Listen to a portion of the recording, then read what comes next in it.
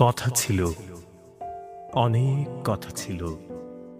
যেমন কথা ছিল নাদের আলীর সাথে সুনীলের অথবা নীরার।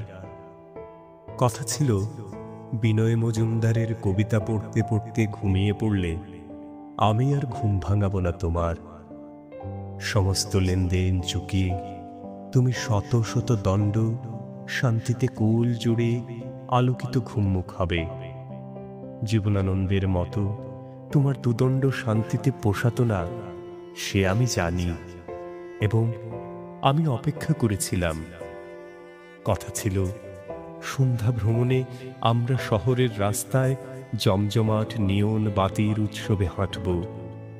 বুক ভর্তি তুমি আর হাত ভর্তি তোমার আঙুল নিয়ে এদিক ওদিক করে বাড়ি ফিরব। তুমি কাপড় খুলতে গিয়ে দেখবে নিজেকেই খুলে ফেলেছ অবলীলায়। আমি কিছুক্ষণ তাকিয়ে থাকব, তারপর তুমি বহুক্ষণ না তাকিয়ে লাল হবে। এক রত্তি লাল সুখের অবগাহন শেষে আমরা শুনব Denver, you fill up my senses. কথা ছিল তুমি রাগ করলে আমি চুপচাপ থাকব, আমি রাগ করলে বাপের বাড়ি চলে যাবার ভয় দেখাবে। কথা ছিল আমরা তুমুল ঝগড়া করব, রিমোট নিয়ে কাড়াকাড়ি হবে।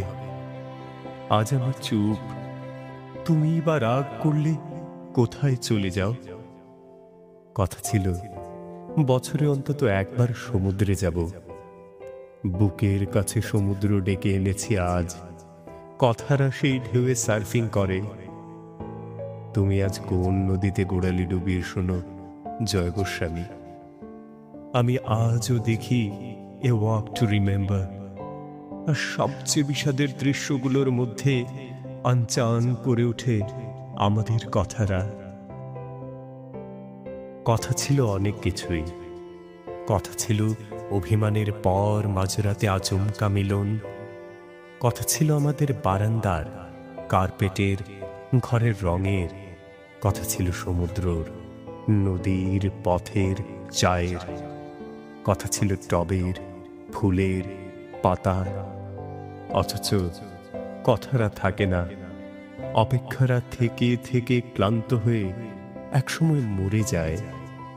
পৃথিবীর সবচেয়ে বড় সমাধি হল কথার, এবং সবচেয়ে সাংঘর্ষিক সম্পর্ক কথা আর অপেক্ষার।